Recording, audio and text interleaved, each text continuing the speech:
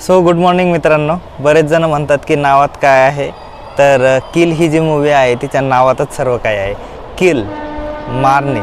आणि खरं सांगतो या मूवीमध्ये पूर्ण फक्त किलिंग सिक्वेन्स दाखवलेले आहेत.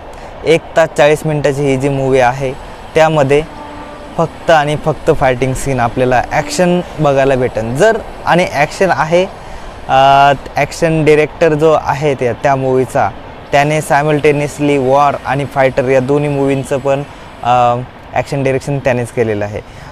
कमालीची गोष्ट ही की स्टोरी लाईन थोडीशी वीक आहे. खूप सिम्पल एक अशी स्टोरी इथं आपल्याला आहे, पण जे ॲक्शन सिक्वेन्सेस आहेत आणि जे काही जे त्याचं एक्झिक्युशन झालेलं आहे ना, ते खरंच ते बघून एकदम थ्रिल ऑल कंटिन्यू 1 तास आपल्याला पूर्ण थ्रिल आपलं मूवमेंट असं होतं. कारण की कोण कधी कुठून येऊन कोणाला मारतं आहे आणि मारणं पण असं एकदम साधं सिम्पल ट्रेन फाईट सीन आपण जे म्हणतो तसं नाही आहे. कारण ह्या मूवीचं बेस आहे की ॲक्शन, आणि त्यामुळं त्यावर एवढा काही फोकस केलेला आहे ना की वी कांट इमॅजिन. सो आपल्याला तो ॲक्टर नवीन आहे, लक्ष म्हणून ॲक्टर आहे तो. यामध्ये मूवीमध्ये कमांडर जो आपला मेन हिरो आहे तो कमांडोचा काम करतो तो, आणि त्याचा मित्र.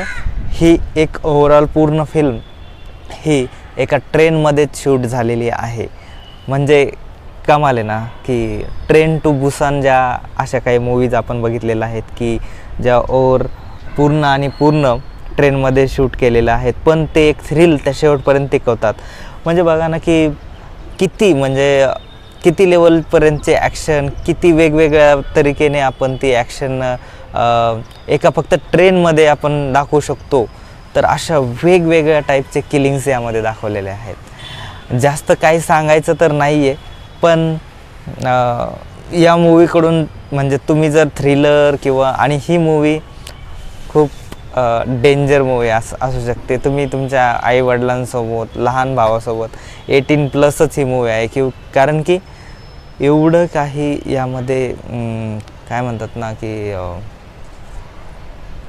खूप बेकार मारामारी इथं दाखवलेली आहे. डिरेक्टली म्हणजे पार हे कापण्यापासून एवढी बेकार मारामारी दाखवलेली आहे. तर तेच की बाकी यामध्ये तुम्हाला 0% कॉमेडी, 0% ड्रामा, 1-2% लव्ह स्टोरी यामध्ये तुम्हाला दिसेल, आणि ती पण खूप छोटी लव्ह स्टोरी आहे. आणि पूर्ण त्या लव्ह स्टोरीवरती बेस ही एक मूवी आहे. जर तुम्हाला मूवी जर तुम्हाला ॲक्शन वगैरे आवडत असेल तर तुम्ही ती बघूच शकता, पण there is none other than action in this movie. यामधून थोडंसं हे होतं. आणि हां, मोस्ट इम्पॉर्टंट पाम, सॉरी ते राहून गेलं, राघव जुवाल जो की आपण बघत असतो त्याला कॉमेडी त्याची आपण बघितलेली वेगवेगळ्या मूवींमध्ये, आणि तो एक प्रो डान्सर आहे, ओके ना. हां, तर त्याने जे काम केले ना, माइंड ब्लोईंग. एक विलनचं काम तो करतो, आणि काय ॲक्टिंग आहे, आणि काय तो त्याचा खूप डेंजर त्याचा ॲटिट्यूड यामध्ये दाखवलेला आहे. म्हणजे आपण जुन्या राघव जुवालला विसरून हा नवीन राघव जुवाललासुद्धा आपण त्या ॲक्टिंगमुळं त्याला पसंत करू शकतो. एवढी छान ॲक्टिंग, एवढं भारी काम त्याने केलेलं आहे.